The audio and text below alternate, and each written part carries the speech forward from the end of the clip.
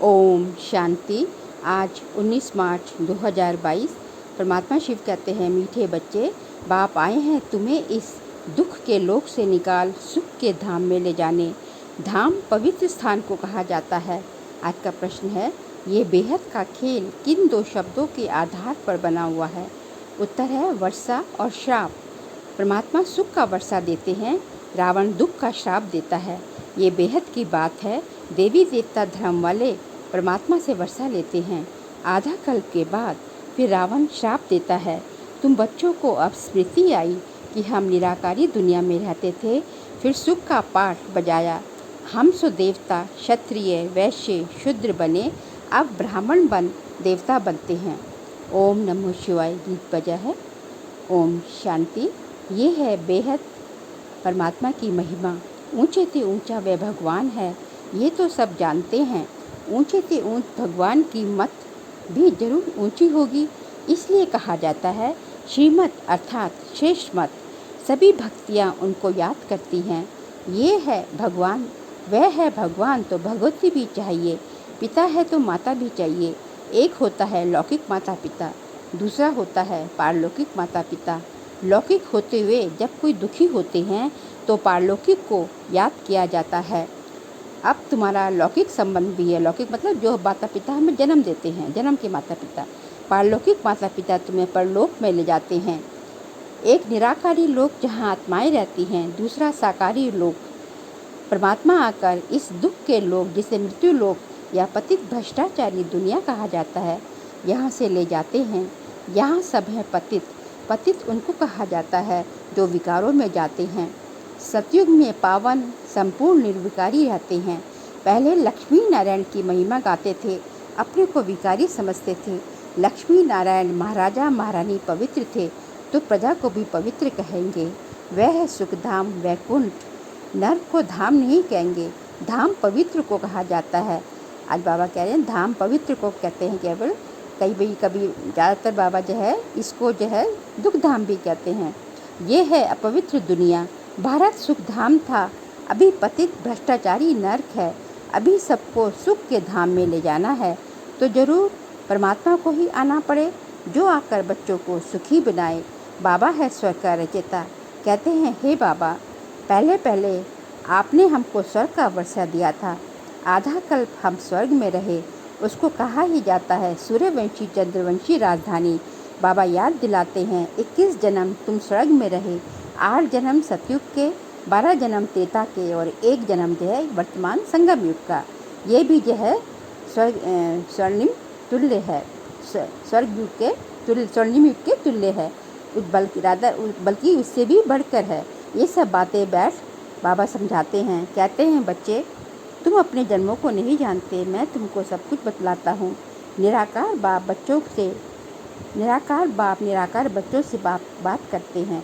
कहते हैं, मैं इस साधारण तन का लोन लेकर तुमको समझाता हूँ। मतलब परमात्मा शिव तो ब्रह्मा के तन में आते हैं ना, उनके तन का आधार लेकर हमको ज्ञान देते हैं। आधा कल्प तुम अशोक वाटिका में थे, फिर तुम शोक वाटिका में आ गए। अशोक वाटिका मतलब स्वर्ग में थे, सतयुग त्रेता में थे। फिर शोक वाटिका मतलब ये जो है कलयुग, द्वापर कलयुग। सुख पूरा होकर दुख आ गया। वाम मार्ग माना नर्क, उसमें तुम दुख उठाते हो। फिर भगवान आकर रावण राज्य से छुड़ाकर राम राज्य में ले जाते हैं। ये खेल बना हुआ है। परमात्मा सुख का वर्षा देते हैं, रावण दुख का श्राप देते हैं। ये बेहद की बातें हैं। अभी बाप आके हमको 21 जन्म के लिए सुख का वर्षा देते हैं। भगवान कहते हैं कि माया ने आधा कल्प श्राप दे दिया। तुम्हारी बुद्धि में सारा चक्र है, इस चक्र का कभी अंत नहीं होता। देवी देवता धर्म के सिवाय दूसरा कोई वर्षा दे ना सके। पहले ब्राह्मण बनेंगे, फिर देवता बन सकते हैं। पहले ब्राह्मण, फिर देवता, क्षत्रिय, वैश्य, शूद्र बनते हैं। हम इन वर्णों में आते हैं। अब जो ब्राह्मण बनते हैं वही अपने को ब्रह्म कुमार कुमारियाँ कहलाते हैं। हम समझते हैं भाई बहन हो गए, फिर विकार की दृष्टि रह न सके। हम पवित्र दुनिया के मालिक बनेंगे। भगवान बाप और भक्त स्वर्ग को याद करेंगे और एक जन्म ये वर्तमान जन्म संगम युग का हमें ब्राह्मण जन्म पवित्र रहना है। ये है मृत्यु लोक। जब मृत्यु लोक मुर्दाबाद होता, हमारा लोग जिंदाबाद होना है। जब रावण राज्य ख़त्म होगा तो राम राज्य शुरू होगा। बाबा, यही भारत पहले हीरे जैसा था, अब कौड़ी जैसा बन गया है। परमात्मा आकर इसको हीरे जैसा बनाने आते हैं। तुम, बाबा कहते हैं, मेरी श्रीमत पर चलो, नहीं तो तुम स्वर्ग के सुख देख नहीं सकेंगे। स्वर्ग में दुख का नाम निशान नहीं होता। आधा कल्प जो है तुमने स्वर्ग का सुख भोगा, फिर रावण राज्य शुरू हो गया। सतयुग को शिवालय कहा जाता है। शिवालय शिव बाबा का स्थापन किया हुआ है। शिव बाबा ब्रह्मा द्वारा स्वर्ग की स्थापना, शंकर द्वारा नर का विनाश। शंकर जो है हम ब्राह्मणों का ही तपस्वी स्वरूप है। जब हम जो है साधना करके जो है अपने ज्ञान और योग से जो है साधना करते हैं तो जो है पूरी सृष्टि जो है बाबा की मदद से परिवर्तन होती है। और जो है इसी के लिए कहा जाता है कि जो है शंकर की तीसरी आँख खुली तो इस सृष्टि का विनाश हुआ। तो तीसरी आँख से मतलब है दिव्य बुद्धि रूपी तीसरी आँख। मतलब जब परमात्मा आते तो हमें दिव्य बुद्धि का वरदान देते हैं, तो उसी की से हम जो है ज्ञान और योग के द्वारा फिर जो है हमारे तपस्वी स्वरूप से जो है हमारी साधना द्वारा जो है योग साधना द्वारा जो है फिर जो है पूरी सृष्टि जो है परिवर्तित होती है। आगे बाबा कहते हैं कि जो है अभी हम ईश्वर द्वारा ब्राह्मण वर्ण में आए हैं, फिर ईश्वरीय वर्ण में बाप के साथ परमधाम में रहेंगे, फिर वहाँ से देवता वर्ण में आएंगे। सतयुग में एक देवताओं का राज्य था, उस समय और कोई खड़ नहीं था। बाद में इस्लामी बौद्धि आदि आए। अभी तुम पांडव योग बल से 5 विकारों पर जीत पाके जगत जीत विश्व के मालिक बनते हैं। संगम युग ब्राह्मणों का है, जो ब्राह्मण नहीं बनते गोया कलयुग में है। बाबा तुमको वैशाली से निकालकर शिवालय में ले जाते हैं। अभी हम ब्रह्मा के बच्चे ब्रह्मा कुमार और ब्रह्मा कुमारियाँ हैं, जो कि कभी विष का पान नहीं कर सकती। भल घर ग्रस्त में तो रहना है, लेकिन कमल फूल समान चलना है जो है। और जो है बाबा कहते हैं कि ये प्रश्न ही नहीं उठ सकता कि सृष्टि कैसी बढ़ेगी, क्योंकि बाप का फरमान है कि मैं पवित्र दुनिया बनाने आया हूँ और सृष्टि तो विनाश के कागार पर है। अब सृष्टि को बढ़ने की तो कोई ज़रूरत ही नहीं है, अब तो इसका विनाश होना है, तो सृष्टि के बढ़ने का तो प्रश्न ही नहीं उठता। इसलिए बाबा कहते हैं पवित्रता की धारणा के कारण अबलाओं पर अत्याचार होते हैं। और जो है इस समय तुम आसुरी मत पर अर्थात 5 भूतों की मत पर थे। मतलब यहाँ द्वापर कलयुग से मैं आत्मा हूँ, मुझे इस शरीर से पाठ बजाना है, ये कोई जानते नहीं थे। मतलब सब जो है देहधारी देह जो है अभिमानी थे ना, शरीर को देखना। इतने 63 जन्मों से द्वापर से शरीर को ही देखा तो जो है, लेकिन बाबा आके कहते हैं कि तुम आत्मा हो, शरीर नहीं है। शरीर तो विनाशी है, तुम आत्मा, अपने को आत्मा समझो। जब अपने को आत्मा समझेगा तो दूसरे को भी आत्मा देखेंगे। तो बाबा हमको आत्म अभिमानी बनाना सिखाते हैं। तो जो आत्माभिमानी बन के जो है सारा जो है ये चक्रव्यूह जो है शरीर देखने के कारण नहीं हुआ, शरीर देखने के कारण विकारों में जात गए हैं। तब आत्माभिमानी बनकर जो है हम है पवित्र बनते हैं और पवित्र दुनिया के फिर मालिक बनेंगे। बाबा कहते हैं भारत जब लायक था तो बड़ा अक्लमंद था, अब बाप फिर से हीरे जैसा बनाने आए हैं तो उनकी श्रीमत पर चलना पड़े। रावण मत से हम कौड़ी तुल्य बन जाते हैं। अब बाबा कहते हैं इस दुनिया की आयु जो है 5000 वर्ष है। 5000 वर्ष में ही जो है ये पुरानी और नहीं बनती है। ये 5000 सालों का कल्प है और कल्पांतर जो है यही पार्ट जो है रिपीट होता है।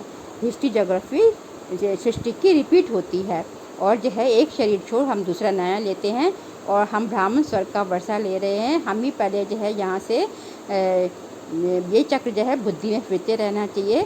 पवित्र रहने से हम स्वर्ग के चक्रवर्ती महाराजा महारानी बनेंगे। वर्ल्ड की हिस्ट्री ज्योग्राफी समझने की है, कोई तो जानकर भी पढ़ाई छोड़ जाते हैं, क्योंकि जो है स्वर्ग में तो वो जो पढ़ाई छोड़ कर चले जाते हैं वो गोया जो है रावण के मत पर चलने लग गए। तो स्वर्ग में तो वो भी आएंगे, परंतु योगी बन उन्होंने अपने विकर्ण विनाश नहीं किए तो सजा भोगनी पड़ेगी। जो है स्वर्ग में आएंगे परंतु प्रजा में भी कम पद पाएंगे। तो इसलिए जो है एक बार बाबा का बच्चा बन गया तो जो फिर जो यदि वो फिर विकारों में जाते हैं तो उसकी सजा बहुत कड़ी है। आगे बाबा ने कहा कि ये ईश्वरीय नॉलेज निराकार पिता ही समझाते हैं, बाप ही समझाते हैं। ये साकार में ब्रह्मा भी उस निराकार से ही सुन रहा है। निराकार बाप बैठ पढ़ाते हैं। इस ज्ञान से ही मनुष्य से हम देवता बनते हैं। अच्छे संस्कार हो गए तो अच्छे घर में जन्म लेंगे। पढ़ते पढ़ते फिर नॉलेज छोड़ देते हैं, माया खींच लेती है। तो इसलिए जो है एक तरफ है रावण की मत, दूसरी तरफ है राम की मत। इस अंतिम जन्म में हमें राम की मत पर ही चलना है। और जो है आगे बाबा ने कहा, ट्रेटर बन रावण की शरण ली और निंदा राम की निंदा कराएंगे। तो हमें जो है ट्रेटर बन राम की निंदा, भगवान की निंदा नहीं करानी है।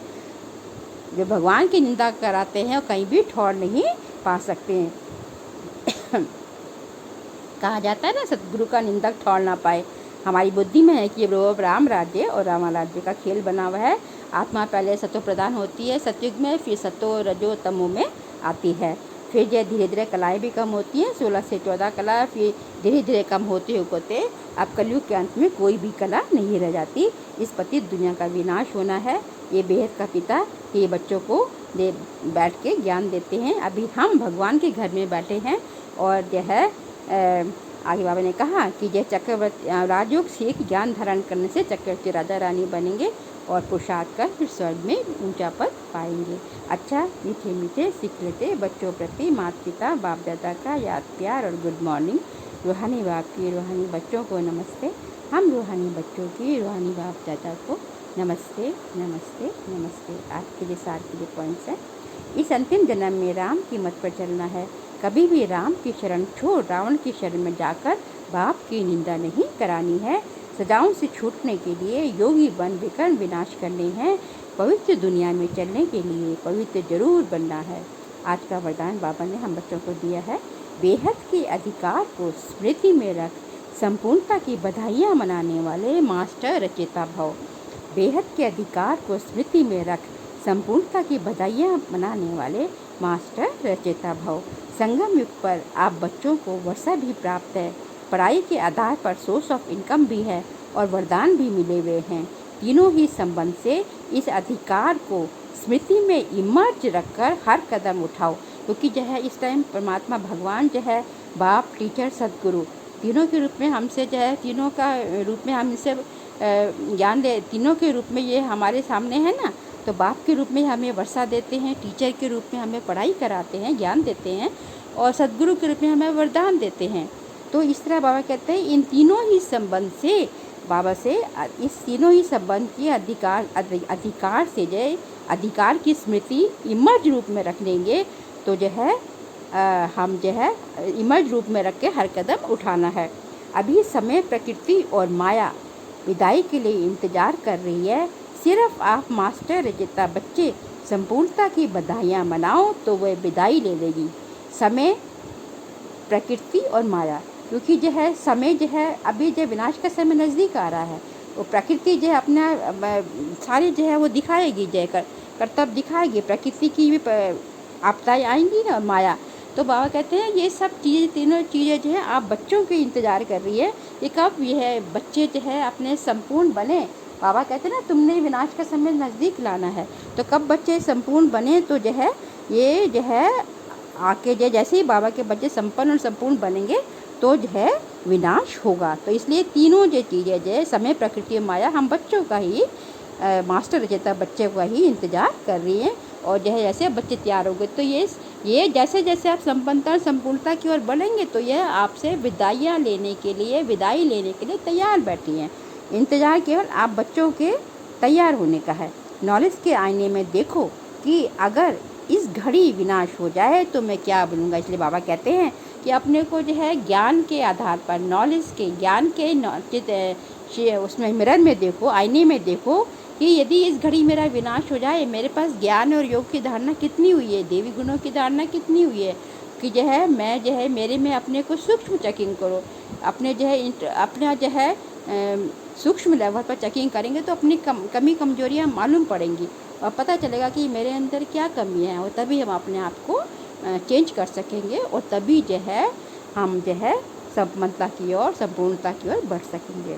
आज का स्लोगन है हर समय हर कर्म में बैलेंस रखो तो सर्व की ब्लेसिंग प्राप्त होगी। जो है हर कर्म जो हमें करना है उसमें जो है क्या करना है, याद और सेवा का बैलेंस रखना है, क्योंकि जो है याद और सेवा का बैलेंस रखेंगे तभी जो है हम जो है ब्लेसिंग प्राप्त होगी। क्योंकि जो है हर लौकिक कर्म को भी लौकिक कर्म को अलौकिकता में अलौकिक कर्म में बदलना है। और जो है जो बाबा कहते हैं कि जो है सेवा जो है आपकी स्थिति को डगमग करती हो सेवा नहीं है, इसलिए याद हो सेवा का आपको